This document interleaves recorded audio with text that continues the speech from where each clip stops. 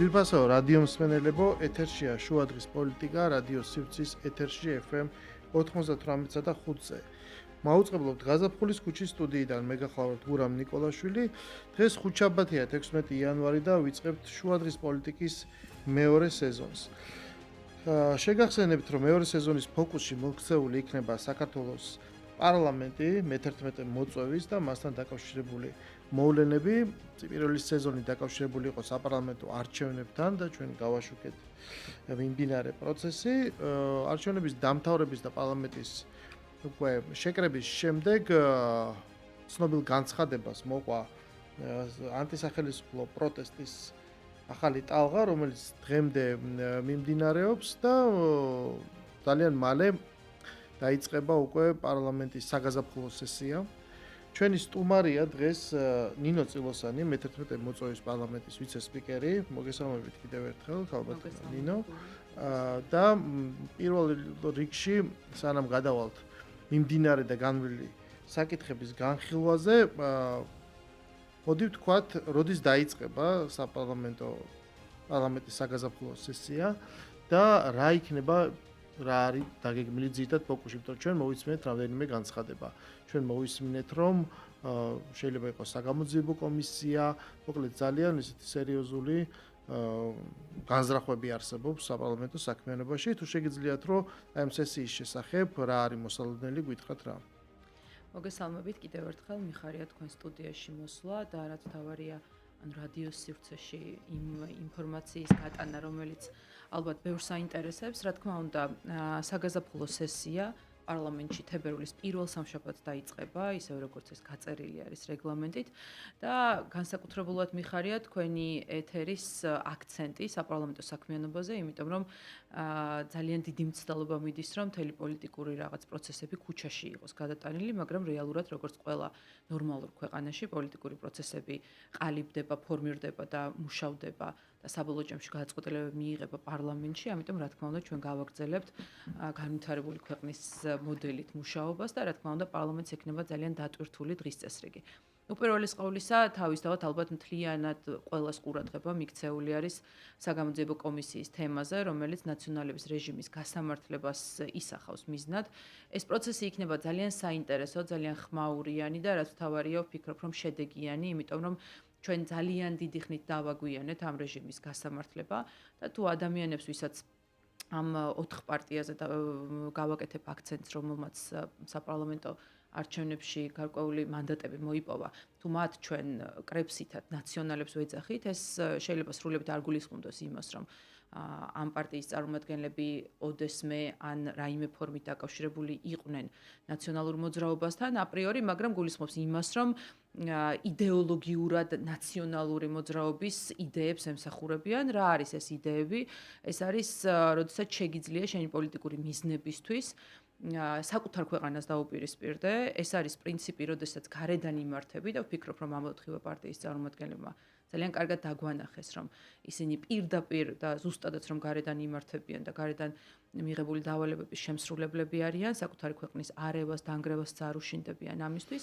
და რა თქმა უნდა, ეს პროცესი შეეხება არა მხოლოდ იმ 2003-2012 წლებს, არამედ შეეხება ალბათ დიდწილად გადატანით ახლა მიმდინარე პროცესებსაც, იმიტომ რომ ესეც რაღაც გარკვეულწილად პოლიტიკური მემკვიდრეები არიან დღევანდელი ოპოზიციური პარტიის წარმომადგენლები. რა თქმა უნდა, ასევე მინდა გავამახვილოთ ყურადღება და ჩვენ მსმენელს მივაქცევინა ყურადღება იმაზე, რომ რაც ქართულმა ოცნებამ დაანონსა საგამოძიებო კომისიის შექმნის იდეა, გაცხოველებულები არიან განსაკუთრებით არა მარტო ნაციონალური მოძრაობის, არამედ მასთან დაკავშირებული სხვა პარტიის წარმომადგენლებიც. ხედავთ ალბათ როგორი ინტენსივობით მიმდინარეობს საგარეო ველზეც მუშაობა, ქვეყნის შიგნითაც სხვადასხვა პროვოკაციები, ეს ვითომ მათი გადმოსახედიდან აქტივიზმი, რეალურად კი მავნებლობა და დიდი ასე ვთქვათ, ძალადობის გამოვლინება და ეს პროცესი კიდევ უფრო გვანახებს და გვარწმუნებს, რომ აუცილებლად ჩასატარებელი არის საგამოძიებო კომისია იმ დანაშაულებებთან დაკავშირებით, რომელიც კიდევ ერთხელ გაასაჯაროებს და კიდევ ერთხელ დაანახებს ყველას, მათ შორის პირობითად ახალგაზრდებსაც, რომლებიც გვეუბნებიან, რომ ისინი პატარები იყვნენ, ან ჯერ არ იყვნენ დაბადებული ამ პერიოდში და სამწუხაროდ არ იციან ის დანაშაულებები. ამიტომ ახლა იქნება შესაძლებლობა ეს ყველაფერი გაიგოს. ოპონენტმა შეიძლება თქვას, რომ ანუ ეს მკაფიოდ შეიძლება გაიყოს, რა თუ არის კონკრეტულ დანაშაულზე ლაპარაკი, რომელსაც კოდექსი ითვალისწინებს და ჩვენ ვიცით უამრავი ადამიანი, მაღალჩინოსანი მათ შორის დაწყებული პრეზიდენტის ზის ციხეში, მაშინ ესენი გასამართლენ აი ამ სწორედ ამ მიმართულებით. და რაზეც თქვენ ლაპარაკობთ, თქო რეჟიმის გასამართლება, ესეთი პრეცედენტი თითქოს არ ყოფილა ჩვენთან. თუ უბრალოდ ლაპარაკი არის იმაზე, რომ რაღაცას მოვლენებს დაერქვას თავის სახელი, გაჩნდეს შეფასება, რომელიც იქნება რაღაცა დეკლარაციული ხასიათის, ეს კიდე სხვა თემაა და ალბათ შესაძლებელია, მაგრამ ეხლა რაც თქვენ აღწერეთ, არის ერთგვარი რაღაცა ჰიბრიდული მომენტი რა, იმიტომ რომ ეს არის დანაშაულების სახელდება, ესე ვთქვათ, ოღონდ იმ მიზნით, რომ მოხდეს შეფასება ისტორიულ ჭრილში და ამას მერე კონდეს ერთგვარად რაღაცა შედეგიც გავლენა, რომ თქვათ ვიღაცას დაერქვას, რომ ის არის რაღაც ხრივ დამნაშავე. და იმ ფონზე, რასაც ახლა ჩვენ ვხედავთ და ძალიან საინტერესო მომენტს შეეხეთ, რომ რამდენიმე პოსტულატი უკვე თქვით, ხო, რის მიხედვით შეიძლება შეფასება, როდესაც შენ სუვერენულ ქვეყანაში პოლიტიკას აკეთებ და ხელმძღვანელობ არა ქვეყნის ინტერესებიდან გამომდინარე, არამედ მხოლოდ საკუთარი ძალაუფლების შენარჩუნებით და რაღაცა გარეშე ინტერესების ხელმძღვანელობით. სხვათა შორის, როდესაც წინა ხელისუფლება, ისე ვთქვათ, დამარცხდა და წავიდა, მაშინ სწორედ ერთ-ერთი გამამართლებელი საბუთი, სხვა შორის დღესაც იყენებენ ხოლმე სააკაშვილის პროცესისას ამ არგუმენტს, რომ ის იყო პრეზიდენტი და მას ჰქონდა უფლება, მას უფლება ჰქონდა ნებისმიერი ვინმე შეეწყალებინა, მე რა რო გვირგვილიანის მკვლელები შეიწყალა და ამ არგუმენტს ხშირად მიმართავენ, რომ მას როგორ შეიძლება საკუთარ ქვეყანაში ომი დაიწყო, იმიტომ რომ ეს ხო ჩვენი ტერიტორია არის, მას როგორც პრეზიდენტს ჰქონდა უფლება და ეს მუდმივად ტრიალებს, ანუ იმის დამტკიცება, რომ თქვათ, მისი ნაბიჯები ემსახურებოდა სხვა ქვეყანას, ან ემსახურებოდა საკუთარი ძალაუფლების კონსოლიდაციას, ალბათ ეხლა როგორც თქვით, მე ცოტა სიმართლე კიდევ ამ წუთას ვერ ხვდები რა ფორმას შეიძენს ეს, მაგრამ სავარაუდოდ ალბათ ამ მიმართულებით წავა პროცესი. ამავე დროს რას სარგებელს მიიღებს საზოგადოება და ქვეყანა ამ პროცესისგან?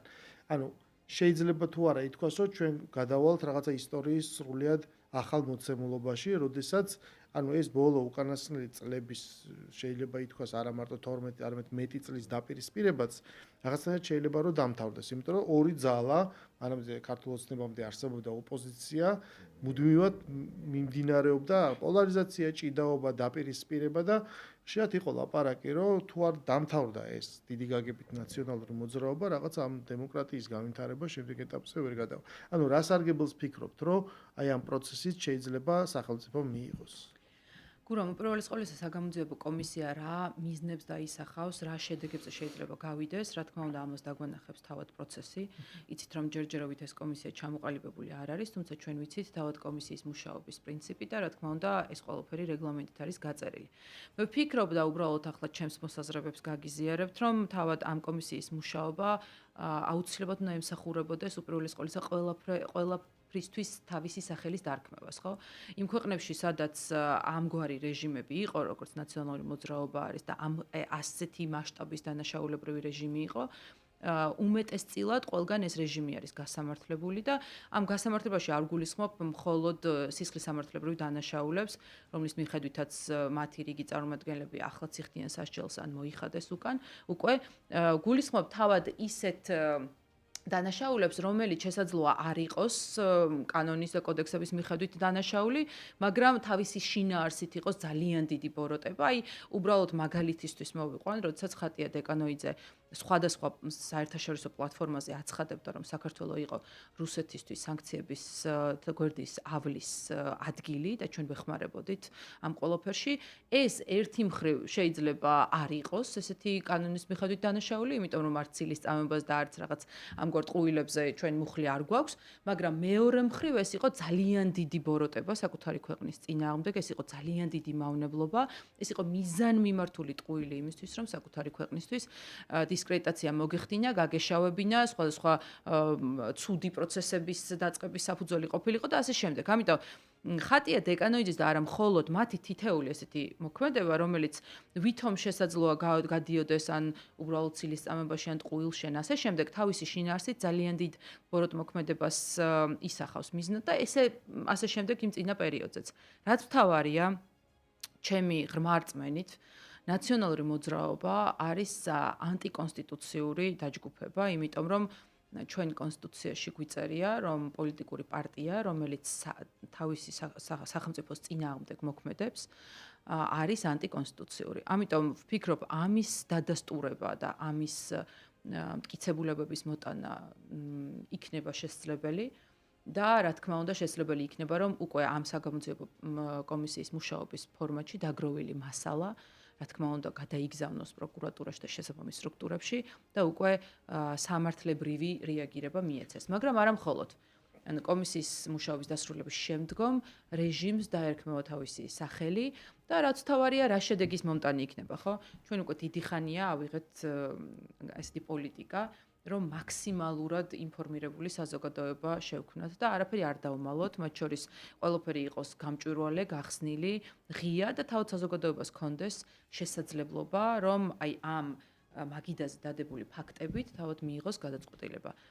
თუ ახალგაზრდები ჩვენ ასე ვთქვათ გვედავებიან იმას, რომ ისინი არ იყვნენ ნაციონალური მოძრაობის რეჟიმის მომსწრენი, ეს პროცესი თუნდაც მათ მისცემთ ძალიან დიდ ინფორმაციას და უკვე შემდგომ მათი მორალური პრინციპებიდან და მათი გადმოსახედიდან იქნება განსასჯელი, ვის მხარეს იდგებიან, სამწუხაროდ ახლა ისინი ამ აქციებზე შეერთებით ბოროტ მოქმედი პოლიტიკური დაჯგუფების მხარეს დგანან. ესე იგი, გარდა იმისა, რომ არ არსებობენ ახალგაზრდები, უკვე ეს დასრულები, რომლებიც გამოდიან საპროტესტო აქციებზე და რომელსაც ფიზიკურად არ შეიძლება ახსოვდეთ რა ესე. ის დრო არსებობს სხვა ადამიანებიც დასრულები, რომლებიც იზახიან, კაც ამან ხო ჩაიარა. ეს ხო დამთავრდა, ეს არის გუშინდელი დღე, ეს არის გამლელი, ამის საფრთხე აღარ არსებობს, ეს ხალხი ვერ დაბრუნდება. პრობლემა არ არის, ეხლა უნდა გადავერთოთ სხვა ამოცანებზე, ეხლა თქვენ ხართ ხელისუფლებაში, თან უკვე ამდენი ხანია და ამიტომ ფოკუსში უნდა იყოს ხელისუფლება. მაგრამ ნახეთ როგორ არის 2010 წლის, რომელი 15 ოქტომბერი, როცა შეიცვალა კონსტიტუცია. და ჩვენ გადავედით ამ წინა ხელისუფლების დროს, გადავედით თანდათანობით, აი უკვე ლამის ის ტალღა აგერ ამდენი ხნის შემდეგ დასრულდა რა, 15 წელი დაჭირდა პრაქტიკულად 14-15 წელი იმას რომ მთლიანად ეს გადასვლა მომხდარიყო ამ პრეზიდენტის არჩევნებით პრაქტიკულად დასრულდა ეს ციკლი ამ ტრანზიციის, როცა ჩვენ გადავედით სრულად საპარლამენტო მოწყობაზე, ხო? და ეს ნიშნავს სრულიად უფლებას იმისას, რომ პოლიტიკურმა ძალებმა უკვე აღარ გაზომონ რა, აღარ არის საპრეზიდენტო რესპუბლიკა, რომ მხოლოდ ორი ვადა ხარ და შემდეგ ვიდიხარ. გუშინ საქართველოს პროკურატურამ დაადასტურა, რომ საქართველოში არჩევნები არ გაყალბებულა და ჩატარდა კანონის სრული დაცვით. ჩატარებულია 800-მდე საგამოძიებო მოქმედება, მათ შორის უცხოელი ექსპერტების ჩართულობით. ოპოზიციამ კი ვერ წარმოადგინა ვერანაირი სისტემური სურათი, რაც მოსახლეობას დაარწმუნებდა, რომ აი არჩევნები გაყალბდა. ამ მხრივ შიდა ლეგიტიმაციის საკითხი არის მოხსნილი. არჩევნები ყოველთვის არის ვითარების გადატვირთვის ერთგვარი საშუალება, ხო? როცა უნდა მოხდეს საზოგადოებაში ერთგვარი პოლიტიკური ინვენტარიზაცია, ვინ ვართ, რამდენი ვართ, ვის რამხელა წილი აქვს ძალაუფლების და შემდეგ ვითანამშრომლოთ უნდა ერთმანეთთან სწორედ აი ამ პროპორციაზე დაყრდნობით. ანუ ხელისუფლება მაგალითად თუ არის საკანონმდებლო ორგანო, პარლამენტს მთლიანად ეკუთვნის, მათ შორის ის ოპოზიციაც ხელისუფლების ნაწილია და გაწერილია რეგლამენტით თუ კანონმდებლობით მთელი ის პოლიტიკური პროცესი, რომელთაც ხდება ამა თუ იმ საკითხების გადაწყვეტა. ჩვენთან კი ამას აღიქვამენ, რომ ან ერთი ძალაა მხოლოდ ხელისუფლებაში, ან მეორე. შესაბამისად, თუ კი აი ამ საბაზისო მდგენელს გამორიცხავ და თვლი რომ იცი რა კი შედეგი არ მოგწონს, ამიტომ უნდა გადაატრიალო ყველაფერი და გადადიხარ უკვე ძალადობაზე, მე უკვე ამას ვინ გამოხატავს რაღაცა ქუჩაში სტვენით, ან მაშხალის სროლით, ან გინებით, ან ფურთხებით, ან ყველაფრით ერთად. და ამის ერთ-ერთი მიზანი არის, რომ უბრალოდ უნდა გადატეხოს სიტუაცია და მიმდინარეობს ეს ერთგვარი ჭიდილი. ანუ ჩვენი უკვე პოლიტიკა იმის გამო რომ არ მოხდა არჩევნების აღიარება, მაგრამ ვერავინ ვერც დაამტკიცა რომ ეს არჩევნები გაყალბდა, ანუ საფუძველი არ აქვს რატომ არ აღიარებ, ერთადერთი გამოდის რომ უბრალოდ გასაგებია რომ ბევრი წლის მანძილზე ბევრ ადამიანს დაუგრუნდა ერთის მხრივ გარკვეული ბოღმა, იმედგაცრუება, ან მოლოდინი რომ აიხლა შეიცვლება და შემდეგ უცებ ეს არ მოხდა და ეს 55%-იც არ მოგწონს რა, თითქმის ნახევარი რო ხარ. გინდა რაღაც ძალაუფლება, გინდა სხვა მეტი მიმართავ ძალადობას. ანუ აი ეს პოლიტიკა და ეს კულტურა ორი რამ რო შევაფასოთ, რომ ერთის მხრივ ეს პროცესი ძალის გამოყენებით და ამ ძალას ბევრნაირი არსებობს. ძალის გამოყენებით რა შეიძლება მიიღოს ოპოზიციამ და სახელმწიფომ მთლიანად და მეორე არსებობს თუ არა აი ჩვენ რო ერთმანეთს ვებრძვით ამ ურთიერთდაპირისპირებაში უნდა არსებობდეს თუ არა რაღაცა ტიპის მორალი, რა შეიძლება რისი გაკეთება, რისი არა, ანუ ბრძოლასაც აქვს თავისი წესები. უნდა მოხდეს თუ ბრძოლა ყველანაირი წესს ამართლებს, უბრალოდ უწესობას. გურამ ბევრ თემას შეეხეთ, შევეცდები რომ რაღაც პატარ-პატარა კომენტარი ყველას გავაკეთო. დავიწყებ იმით, რომ აი განსაკუთრებით საინტერესო ჯგუფია არც ნაცივარ, არც ქოცი და შემდგომ რომ რაღაც აბსურდს მოაყოლებს. ეს თავისთავად ის ჯგუფი არის, რომლებისაც არ უნდათ აფილირება ნაციონალურ მოძრაობასთან, იმიტომ რომ ძალიან წამგებიანია, თუმცა ამის შემდგომ რაც მოყვება, რომ პირობითად არჩევნები გაყალბდა და ახალი უნდა ჩატარდეს, რომ საქართველოს კურსი შეიცვალა და ასე ვთქვათ, უნდა დაბრუნდეს თავის კურსზე, ეს ყველაფერი არის ტიპიური ნაცური ნარატივი, იმიტომ რომ ამისი დასაბუთება და ამისი ახსნა და ამისი არანაირი მტკიცებულება არ არსებობს, ხო? ასევე ძალიან საინტერესო პრინციპი არის, რომელსაც ჩვენი მხარდამჭერებიც ალბათ გარკვეულ შემთხვევაში გვეუბნებიან, რომ დაასრულეთ ნაცებზე საუბარი. მე როგორც არავის ამ ქვეყნის ზურგზე ძალიან მინდა რომ დავასრულოთ ნაცებზე საუბარი, ოღონდ ეს არ არის წარსული. ან ნაცები არიან დღეს რეალობა. ანუ ისინი დღეს არიან ჩვენი ყველაზე ძირითადი ოპონენტები და კიდევ ერთხელ ვამბობ, რომ თუ ლელო და გახარიას პარტია ფორმალურად რაღაც სხვა დასახელების თუ ქოლგის ქვეშ არიან, პოლიტიკური ქოლგის ქვეშ შესრულებით არ ნიშნავს, რომ ისინი ნაცები არ არიან და ისინი სწორედაც რომ ნაცურ იდეოლოგიას ემსახურებიან და იმ საქმეს აკეთებენ და ეს არაერთხელ დაუმტკიცებიათ, მაგალითად მიშა სააკაშვილმა, რომელმაც სოლიდარობა გამოუცხადა გიორგი ქახარიას გუშინ წინ მომხდარ ინციდენტზე. მოკლედ ეს კიდევ ერთხელ პირდაპირ დადასტურა, ხო, ეს ცინიკურია და ირონიული არის ეს პროცესი, ხო? მაგრამ ფაქტია, რომ ესენი ერთნი არიან და რაც მთავარია, თავისთავად ის რომ ნაცები დღეს რეალობაა და ეს წარსული არ არის, ჩვენც გვაგდებს იმ რეჟიმში, რომ ისევ ნაცებზე ვისაუბროთ, ისევ გავიხსენოთ რა იყო, იმიტომ რომ ამ ადამიანებს არ შესწევთ ძალა, რომ ხელისუფლებაში დაბრუნების შემთხვევაში სხვანაირად მოიქცენ. ანუ როგორ უნდა გადაწყდეს ამორჩეველმა დააბრუნოს თუ არა ეს ჯგუფური ნაციონალური მოძრაობა ხელისუფლებაში, ხო? უნდა იხემძღვანელოს რა გაუკეთებია, როგორ უმოქმედია და ეხლა რას ჩადის და როგორ მოქმედებს და ამის შესაბამისად მიიღოს გადაწყვეტილება. ამიტომ ყოველთვის აუცილებელი არის რომ შენი წარსული, ის გამოცდილება რაც გაქვს, გაიხსენო და ამის მიხედვით იხემძღვანელო. ამიტომ რა თქმა უნდა ყოველთვის გავახსენებთ და არავის არ შევუქმნით ნაციონალური მოძრაობის წარმომადგენლებს იმის ფუფუნებას, რომ ვინმემ დავივიწყოთ, რაც აქვს გაკეთებული. ამიტომ ეს ყოველთვის წინ დახვდება და ეს არ დასრულდება. ახლა რაც შეეხება იმ ვითომ აქტივიზმს, რომელიც გაყავთ რაღაცა ისეთი კეთილშობილური ქუდის ქვეშ, ჩემი დიდი ხნის პოლიტიკური გამოცდილებიდან საქმიანობა უკავშირდებოდა ქალების უფლებების გაძლიერებას, ხო? ანუ რა თქმა უნდა, ორგანულია ეს ჩემთვის და ამას ყოველთვის გავაგრძელებ, თუმცა ძალიან მახინჯი ფორმა მიიღო ამ ყველაფერმას და ეს შეგვიძლია შემდეგ უკვე რაღაცა გადავითამაშოთ ნებისმიერ სხვა იმ ღირებულ პრინციპზე, რომელსაც გვასწავლიდნენ, გვახვევდნენ თავს და რომელიც სამწუხაროდ ახლა ყველაზე ბოროტი გზით გამოიყენეს, ხო? ანუ მათ შექმნეს მახინჯის სისტემა, სადაც ქალის გაძლიერება, ან მედიის წარმომადგენლის დაფასება და გაძლიერება წარმოუდგენიათ, რომ ვიღაც მზია ხელს ურტყამს პოლიციის უფროსს, ხო? ანუ ეს მათთვის არის აქტივიზმი, ეს მათთვის არის მისაღები, მოსაწონი, ტაშის დასაკრავი და რეალურად რო შევხედოთ, ეს არის ყველაზე სამარცხვინო, რაც შეიძლება ქართველმა, ქალმა, მედიის წარმომადგენელმა ან ნებისმიერმა აქტივიზმმა გააკეთოს, ხო? ერთია, როდესაც ადამიანს ფიზიკურ შეურაცხყოფას აყენებ და გადადიხარ ამ ყველაფერზე და მეორე არის, როდესაც ეს არის პოლიციის წარმომადგენელი, პოლიცია, რომელიც ყველაზე მეტად ასე ვთქვათ დაფასებული აღიარებული უნდა გყავდეს თუ გინდა რომ ამ ქვეყანაში კანონმა იკანონოს და იგივე პოლიციელმა სხვა შემთხვევაში შენ დაგიცვას, ხო? ამიტომ რა თქმა უნდა გაცილებით მკაცრი ნორმები იქნება ნებისმიერი პოლიციის შეურაცხყოფაზე და ნებისმიერი პოლიციის წინააღმდეგ აი ამ რაღაცა უმსგავსობის გაკეთებაზე და ვერავითარ შემთხვევაში ვერ შეუერთდები იმ სულისკვეთებას, რომლითაც ამ ვიღაც ქალბატონ ზიას იცავენ და რა თქმა უნდა კანონი თავისი გზით წავა და ყველაფერს ეკნება ეს ხა რაც აღნიშნე არის ძალიან შედეგი. კონკრეტული გამოხატულებები, რაც თქვა დავინახეთ, რაც დაფიქსირებულა, ვიღაცას რაღაც კანონი დაარღვია, გამოდის რა, ძალა გადაამეტა, ან რაღაცა ისეთი ჩაიდინა რა, დეკლარირებულად, რაზეც ყისიერად დადგა, ხო, პასუხისგებლობა შემდეგ ვიღაცა ჩივის ან არ ჩივის, ასეთ შემთხვევაში, მაგრამ აი ის სულისკვეთება, რაც მთლიანობაში არსებობს, ხო?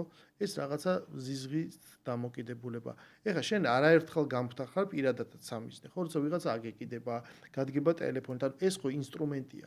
ეს წინა გადაცემაში სწორედ ამაზე ვლაპარაკობდით, რომ ნუ კამათობდით, იმიტომ რომ არ იზიარებდა ჩემი სტუმარი ამ მოსაზრებას, რომ მე ამბობ, რომ ეს არის ომი. იმიტომ რომ ჩვენ ვცხოვრობთ დღევანდელი სამყარო ცხოვრობს ჰიბრიდული ომის პირობებში, სადაც საინფორმაციო ველი ბევრად მნიშვნელოვანია, ვიდრე ნამდვილი ბრძოლის ველი. დღევანდელი სამყარო ესეა მოწყობილი. იმიტომ რომ აქ ხდება ამის შეფასება, სახელდება ყველაფერი და როდესაც შენ უკვე ეს ტელეფონი აღარ არის რაღაცა ვიღაცას დაურეკე, საშუალება ინფორმაცია მიიღეს, ხდება ინსტრუმენტი, იმიტომ რომ ამით ხდება იმ რაღაცა ზიზღის კოქტეილების დამზადება, რომელთაც მეરે უნდა რაღაცა გააკრა ბოძზე, დაფაზე და ამის ხდება ამის ყოველდღიური წახალისება, რომ ეს კარგია, რომ აი ეს ყველაფერი უნდა დაფიქსირდეს, რომ ვიღაცამ ვეღარ უნდა გაიაროს ქუჩაში და ნუ რაღაცა ცოტა სასაცილო და იმას ისეთი იღებს რაღაც კომიკურ ფორმას, რომ აი ძალა უძალოდა გამოხატვა იმაში, ვიღაცა სადაც უნდა ჩაუფურთხო. აი ეს რა ფენომენია? საიდან მოდის? რამდენად მიგაჩნია, რომ ეს არის, ნუ, ტოტალურს ვერ ვიტყვი, მაგრამ ცოტა ისეთი გავრცელებული ქცევა დიდ ნაწილში, თუ ეს მაინც მარგინალური ქმედება არის. ანუ შეიძლება აღმოჩნდეს ამის სხერპლი, ხო? იმიტომ რომ შენ დგახარ რაღაც წინა ხაზზე. ყველა გიცნობს, ვიღაცა კარგ დამოკიდებულებას გამოხატავს და ბევრგან ესე ხვდებიან, რაც არ ჩანს.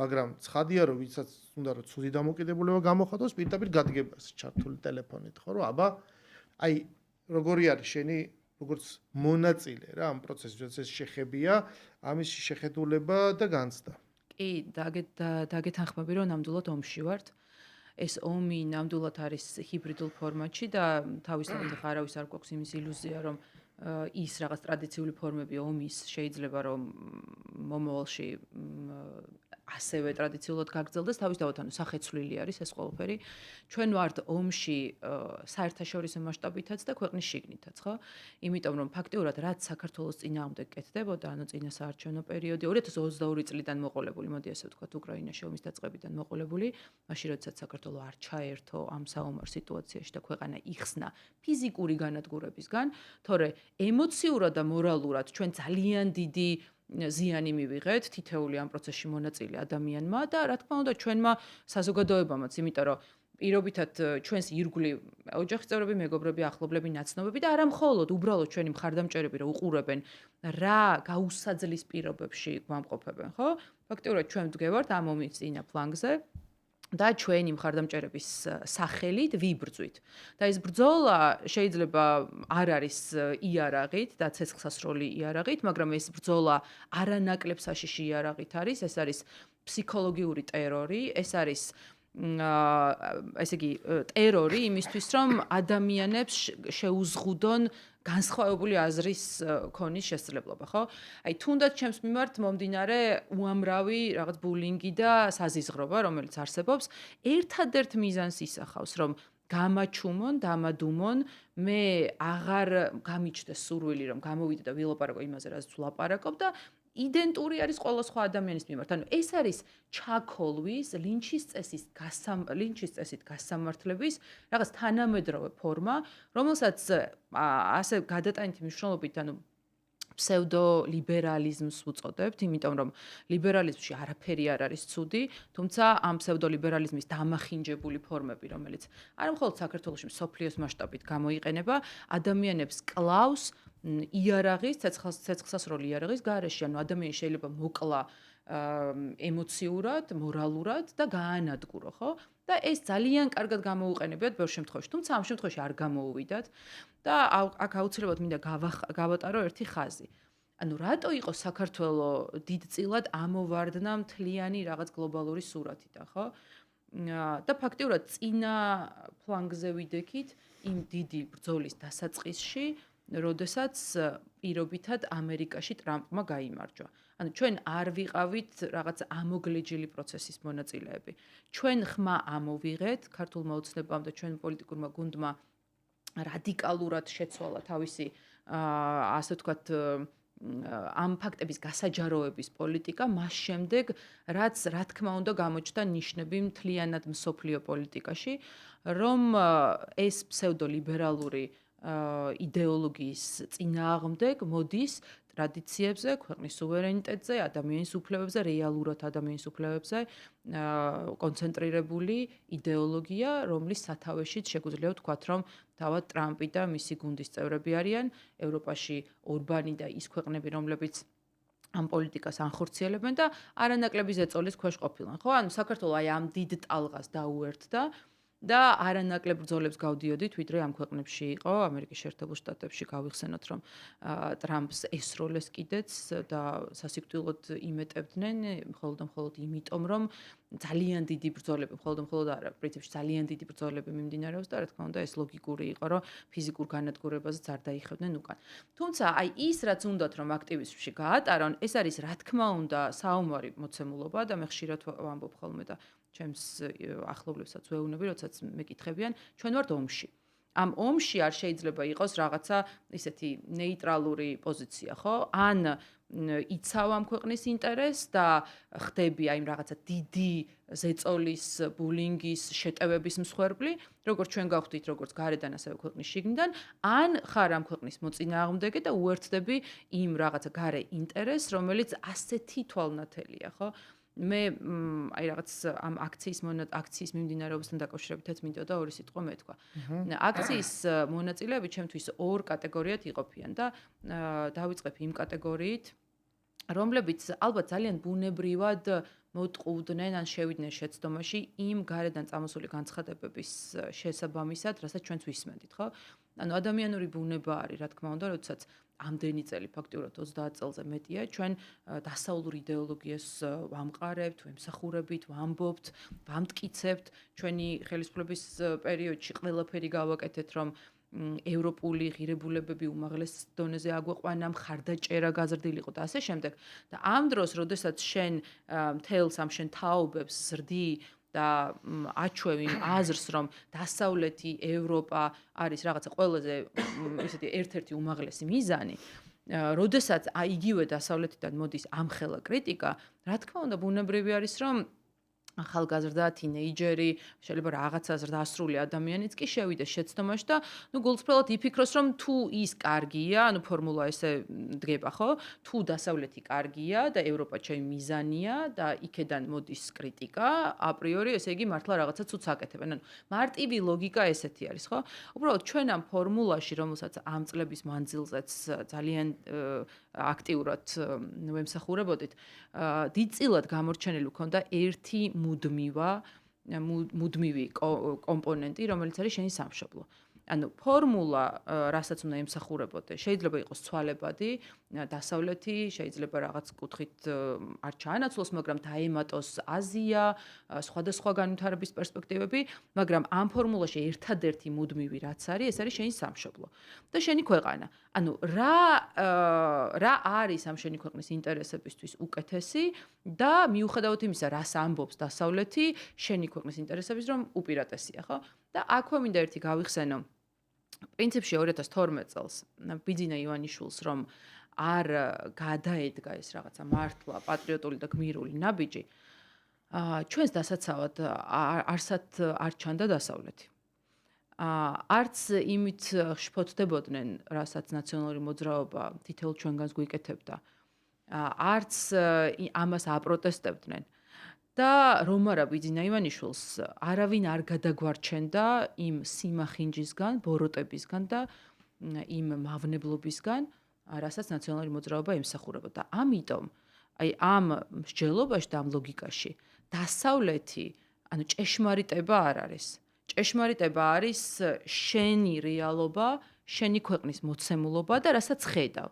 და რას ვხედავთ? ხედავთ იმას, რომ 2012 წლიდან მოყოლებული, რაც კი ევროკავშირთან დაახლოება და დასაახლოვებლად ნაბიჯი გადადგმულა, ყველაფერი ქართული ოცნების, ასე ვთქვათ, შემოქმედება არის, ხო? ჩვენ ძალისხმევა არ დაგვიკლია არაფრისთვის და მათ შორის არც ეხლა, ხო? ანუ სასაცილოა ეხა რაღაც ელემენტარულ ყოფით ურთიერთობებშიც ადამიანმა რომ გადმოიტანოს ეს პროცესი, მარტივად მიხვდება რომ როდესაც არ გიღებს ევროკავშირი, გიკეტავს გზას, არ გიხსნის მოლაპარაკებებს და ამას პირიქით იყენებს შენს საწინააღმდეგოდ და შენი სისტემების ჩამოსაქცევად.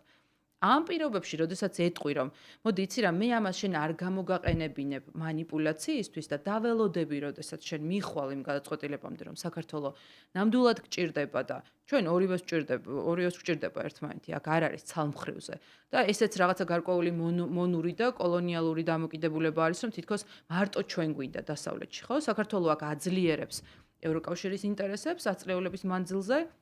და საქართველო არის ერთ-ერთი ყველაზე მყარი დასაყრდენი დასავლეთის აი ამ რეგიონში, ხო? ამიტომ ესე არ არის რომ მარტო ჩვენ გვჭირდება ვიღაც.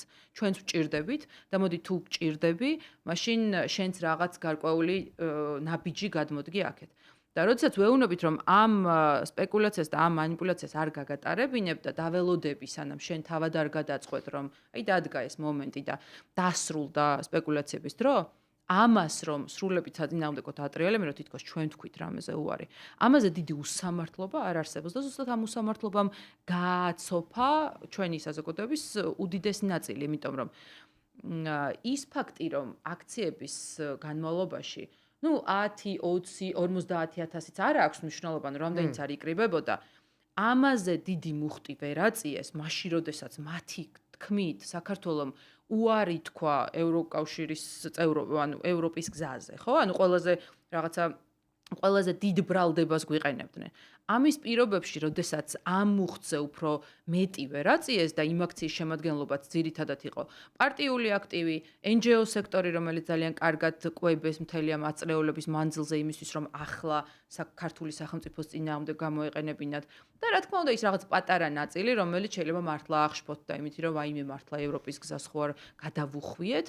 ეს ნიშნავს, რომ ქართული საზოგადოება ნამდვილად შედგა და აი ფაქტიურად გარდამტეხი მომენტი არის, როდესაც ჩვენ ეროვნული თვითმყოფადობა დავადასტურეთ. ესე იგი, ჩვენ ცხოვრობთ საბჭოთა კავშირში, დღევანდელი ქართული ნაციონალიზმი შექმნილი არის იმ თაობის მიერ და იმ წიაღში, რაც ეწოდებოდა საბჭოთა კავშირი და იმ საბჭოთა კავშირის დროსაც ცდილობდა საქართველოს შეენარჩუნებინა თავისი და გაეძლიერებინა თავისი იდენტობის ნიშნები. გამოვიდით საბჭოთა კავშირიდან და ანუ ეხლა ამბობ, რომ ეხლა გვინდა ევროკავშირში ისე, რომ საქართველო აღარ გვახსოვს. ანუ იმ მსგავსებით, არა, პირველი თაობის ბოლშევიკებზეც ვერ ვიტყვი, იმიტომ რომ მაშინ ძალიან სხვა შორის იკვლევენ ხოლმე პირველ რესპუბლიკას, მაგრამ აღარ იკვლევენ ხოლმე მერე გასაბჭოების დროს, იქ იყო დიდი დაპირისპირება, ერთის მხრივ იყო სტალინი და ორჯონიკიძე, ვინც იძახდა, რომ არ არის საჭირო საქართველოს ცალკე და ერთიანი ქვეყანა გაკეთდეს, მოკლედ დიდი სურათის ნაწილად განიხილავდნენ, მაგრამ პირველი ქართველი ბოლშევიკები იყვნენ ასევე ნაციონალისტები და ცდილობდნენ გადარჩენას. ანუ შენ ლაპარაკობ, რომ დღეს აგვიიღებთ ხალხი, რომელსაც ძალიან მეორე და მეასე ხარისხოვანია ქართული თვითყოფადობის ნიშნები და მთავარია პირველ ადგილზე უპირველეს ყოვლისა დგას არა საქართველო, არამედ ინტეგრაცია ევროკავშირში ძალიან პრობლემური სიტუაციით და მომავლით. ცოტა უფრო უხეშად ვიტყვი, ანუ კონფორმიზმი არის ამ ადამიანებისთვის მნიშვნელოვანი, იმიტომ რომ მოდი რომ დავფიქრდეთ, ანუ ევროპა როგორ ასოცირდება ხო ჩვენთვის, ანუ ევროპა არის კომფორტი, კარგი ცხოვრება, განვითარება და ასე შემდეგ, ხო? ანუ თავისთავად ეს ადამიანები უპირველეს, ასე ვთქვათ, უმაღლეს დონეზე აყენებენ კომფორტს, კონფორმიზმს და ამას შეიძლება შეწირონ საკუთარი ქვეყნის ინტერესები და ანუ და ასევე ურთიერთსაწინააღმდეგო არის, ანუ კონფორმიზმი და პატრიოტიზმი, ხო? ანუ თუ პატრიოტიზმი გინდა რომ გაატარო შენს პოლიტიკაში, რაღაცა კომფორტზე უნდა თქვა უარი. ამიტომ ეხლა ფაქტიურად რაღაცა ამ იდეოლოგიების ჭიდილი იყო, ამ პრინციპების ჭიდილი იყო თითოეულ ჩვენგანში, ხო? ხო, მოკლედ აქ სხვა კომფორტზეა ლაპარაკი, მაგრამ რის თქმა მინდა იცი, რომ ეს დამოკიდებულება და ეს ესე ვთქვათ, მიდგომა, რომ რაღაცა უცხოური გაერთიანება უფრო მნიშვნელოვანია. საერთოდ ისედაც მივდივარ და ანუ შენ ციძახი, რომ ცირა არის ქართული ოცნების არგუმენტები, რომ სინამდვილეში ჩვენ არაფერი არ გაგვიჩერებია და ჩვენ ვართ იმ პოლიტიკურ ფაზაში და ჭიდილში, როდესაც ეს ჩვენ უნდა გვახსოვდეს რის ფონზე მოხდა, ხო? ეს განცხადება, რომ შენ არ აღიარებ არც არჩევნებს, არც პარლამენტის ლეგიტიმაციას, არაფერს, ანუ პრაქტიკულად თუ ეხლა ჩატარდა არჩევნები, შემდეგ უნდა ჩატარდეს 2028-ში. ისე შენ 2028-მდე ამის აღიარებას არ აპირებ, არც ევროკავშირის გაფართოებას და ამიტომ მაშინ მოდი რომ ყოველდღიურად ეს არ გახდეს საჭიდაო, მე გავაგრძელებ იმ გზას, არაფერს არ უწყვეტ, მაგრამ განაცხად შემოვიდა 28. შენ ამბობ, რომ უმრავლესობამ ეს გაიგო და ყოველ შემთხვევაში, როგორც უმრავლესობა დღეს აღმოჩნდა შარშანდელი დათვლით, რომ არის 55% და 45 არის უმცირესობა, იგივე პროპორციით მივიღეთ ჩვენ ადამიანები, ვინც ეს გაიგო და ადამიანები, ვინც გამოხატა პროტესტი, მაგრამ გამოხატა. ყოველ შემთხვევაში აი ეს 45% არსებობს და მათი ნაწილი სხვადასხვა ტიპის რადიკალური დღის წესრიგით არის წარმოდგენილი. ვიღაცები იძახიან, რომ არა ვადამდელი, არამედ ახალი არჩევნები იძახიან, რომ ეს არჩევნები უნდა მოხდეს იმ ფონზე, როცა პირდაპირ წავა ქართული ოცნება ხელისუფლებიდან, ბიძინა ივანიშვილი საერთოდ ემიგრირდება, ქვეყანა უნდა დატოვოს, ამას მე ვისმენ ეს ამოკრებილი მაქვს ეს ყველაფერი, ეს განცხადებები, ესეთი რადიკალური მიდგომა. მაგრამ ნებისმიერ შემთხვევაში, ანუ ყველაფერს მოვისმენთ, არსებობს სააკაშვილი, რომელიც ვისაც დევნი და დღეს ყველაფერზე იძახის, რომ ხარს უჭერს, არსებობს ჩვეულებრივი ადამიანი რუსთაველზე, რომელიც შეიძლება მართლა არ იყოს თუნდაც რომელიმე პარტიის მხარდაჭერი და მითხრეს, რომ აი ძალით მივეცი ვიღაცას ხმა. ანუ ვიძახით, რომ არის ომი. ხედავთ, რომ არსებობს პროტესტი. როგორ ხედავ შენ? მე მაქვს ჩემი ვერსია ამის გამოსავლის და ვეუბნები კიდევაც ადამიანებს, მაგრამ როგორ ხედავ შენ აი მოვლენების განვითარებას და ამ ერთგვარი კრიზისიდან გამოსვლის გზას, აი როგორ წარმოგიდგენია? მე წარმომიდგენია, რომ საბოლოო ჯამში ეს რაღაც ბოროტი პოლიტიკა, რომელსაც ჩვენი ოპონენტები ანხორციელებენ, ნელ-ნელა, რა თქმა უნდა, ძალიან დიდი ძალისხმევით დამარცხდება და ფაქტიურად უკვე განულდება ის რაღაც ტყუილებზე დაფუძნებული მუხტი, რომელიც არსებობს.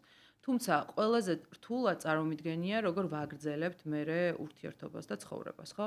ანუ ეს არ იყო უბრალოდ პოლიტიკური დაპირისპირება, ეს გადავიდა აი ძალიან ყოფითში, ოჯახის წევრები, მეგობრები, უახლოესი ადამიანებიც კი გარკვეულწილად რაღაცა გათიშა და დააპირისპირა ამ პოლიტიკურ პროცესმა, რაც ყველაზე მტკივნეული იყო და აი ეს სოციალური ქსოვილის მორღვევა, რომელიც საკმაოდ კარგად გამოუვიდათ, ეს არის ყველაზე დიდი საფიქრალი, რომელიც მაქვს და რომელსაც ვერ ვხვდები, როგორ შეიძლება ამ ყველაფერს მოევლოს. მაგრამ ნუ ფაქტია, რომ 90-იანი წლების სამოქალაქო ომიდანაც გავაკეთეთ, ხო, რეაბილიტაცია და ახლაც შევძლებთ, რომ რაღაცნაირად ეს აღვადგინოთ, ეს დამაკავშირებელი ქსოვილი, რომელიც ჩვენთვის სასიცოცხლოდ მნიშვნელოვანია. ხო, მაგრამ გარეთ შეიძლება პროტესტი მორჩეს და რაღაცა გაჩნდეს ისეთი მოცემულობა, სიგნალები, რომ მოკლედ ლეგიტიმაციის აღიარება მოუწიოთ იმებს, ვინც დღეს ამაზე უარს იძახის. თქვათ, შეიძლება აღარც პროტესტი იყოს ქუჩაში, შესაძლებელია ეს რამე მომხდარა ჩვენ ისტორიაში არაერთხელ. მაგრამ აი ეს ადამიანები ხა აზრს ხო არ შეიცვლიან, პირიქით ან მით უმეტეს როცა ხარ რაღაცა მით უმეტეს აი ამ სცენარის მიხედვით დამარცხებული, ეს კიდევ მანამდეც ესე იყავი, ეს კიდევ უფრო მეტი აგრესია და კიდევ უფრო მეტი რაღაცა იმედგაცრუება, ბოღმა, შურისძიების წყურვილი და აი როგორ ფიქრობ ამისი რაღაცნაირად გაწოვა თუ გაქრობა, როგორ წარმოგიდგენია? კი, ზუსტად ამაშია პრობლემა, რომ იმდენად დიდ ხარისხს მიაღწია ამ რაღაც ბოროტებამ და აგრესიამ, რომ რა თქმა უნდა საფიქრალია მე როგორ თანაცხოვრობთ, ხო? თორე ანუ იმას არც განვიხილავ, რომ ეს მალევე არ დასრულდება, აუცილებლად მალე დასრულდება.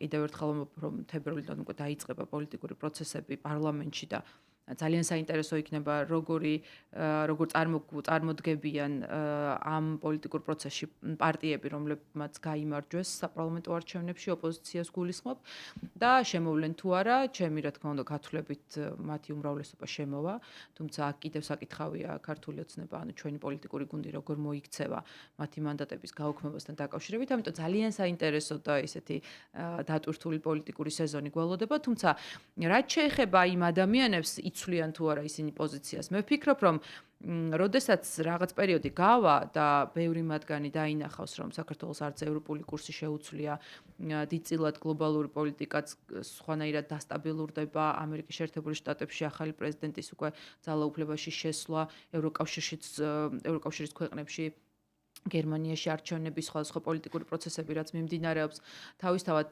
დიდწილად შეცვლის აი ამ რაღაც გარემოს რომელშიც ჩვენ ვართ რა თქმა უნდა ადამიანების რაღაც გარკვეული ნაწილი დარწმუნდება და უკვე მათი ეს ემოციებიც ნელ-ნელა დაიწყებს ჩაცხრომას თუმცა რაც ჩემთვის ახლა ყველაზე მნიშვნელოვანი არის ეს არის ის რომ ქართული ოცნების ამომრჩეველი ძალიან კარგად იაზრებდა, როდესაც 26 ოქტომბერს მოდიოდა და აძლევდა ხმას ქართულ ოცნებას, რომ ღირსებით ევროპისკენ რას ნიშნავდა.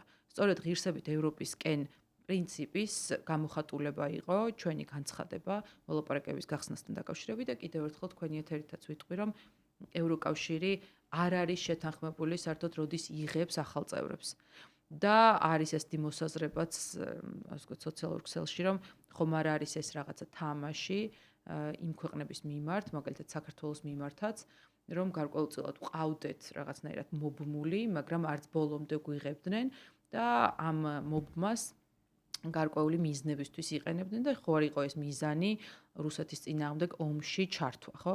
რუსეთი რომ ოკუპანტია და მტერია, ამას მტკიცება არ ჭირდება, მაგრამ თუ რუსეთის წინააღმდეგ საბრძოლი გაქვს, უკრაინის ომში ნუ გიწახვალ, ანუ შენივე ტერიტორიები გაქვს ოკუპირებული და ეს ადამიანები სად იყვნენ 2022 წლამდე, როდესაც ოკუპაციის პირობებში დუმდნენ და არ გთხოვდნენ რომ ომი დაგვეწყო რუსეთის წინააღმდეგ, ხო? ამიტომ ის რაციონალიზმი რომ ჩვენ რუსეთს ომით ვერ მოვუგებთ და ამ ტერიტორიების დაბრუნების რაღაც ალტერნატიული პოლიტიკა უნდა არსებობდეს და ამას ქართული ოცნება მიყვება, ეს არის მშვიდობიანი გზა.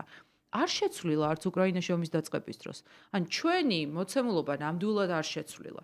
და სამარცხვინოა რომ უკრაინისთვის ომში წასვლაზე მიუწევთ გული ჩვენ მოქალაქეებს და ამისთვის გვიწყობენ რევოლუციებს და საკუთარი ოკუპირებული ტერიტორიები ავიწყდებათ და ერთხელაც არ გაუბრძოლიათ ამ ყოველფრის წინააღმდეგ, ხო?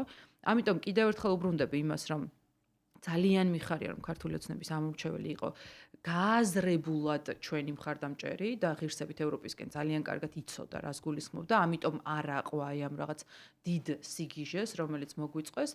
თუმცა გეთანხმები რომ იქეთ მხარეს უკვე მე რამდენი არჩევნებია ხო ქართული ოცნება უკვე მეოთხე არჩევნებს იგებს და თავისთავად იქეთ აგრესიის ხარისხი იწევს, განსაკუთრებით იმ პირობებში, როდესაც ჩვენი ოპონენტები თავისი აგრესიულობით და თავისი რაღაც ისეთი მავნებლობით კარგად გამოირჩევიან და ეს მათი დამახასიათებელი ნიშან-თვისება არის, ამიტომ ეს რა თქმა უნდა ეს სიმპტომი გაუმიზეზდებათ უფრო მეტად. თუმცა მე ვფიქრობ, რომ რაც ამ აქციებმაც დაგვანახა, ის არის, რომ სახელმწიფო დგას თავის ადგილას. პოლიცია, სამართალდამცავი სისტემები, მთელი აქცენტი ჰქონდათ იმაზე, რომ ჩამოიშლებოდა სახელმწიფო რამხელა შრომა გაწიეს სამინისტროებში, საჯარო მოხელეებთან და ეს არ მოხდა. და ჩვენი დრო იწურება და მე დავამთავრებ იმით, რიციც დავიწყე, რომ ერთადერთი საშუალება ყველაზე, ნორმალურ საზოგადოებაში, ხო, ან არსებობს დაპირისპირება, ძალადობა და რაღაც ომი, რასაც ვიძახით, ან არსებობს რაღაც მშვიდობიანი თანაცხოვრება, რომელიც ბაზისიც არის მხოლოდ არჩევნები. შესაბამისად, გადატვირთვის ერთ-ერთი გზა სწორედ ეს არის და ეს მოხდა 24 წლის არჩევნებს, ეს უნდა მოეხერხებინა. თუმცა ამას არ აღიარებ, ეს ნიშნავს, რომ ყველაფრის წახალისებას ახდე.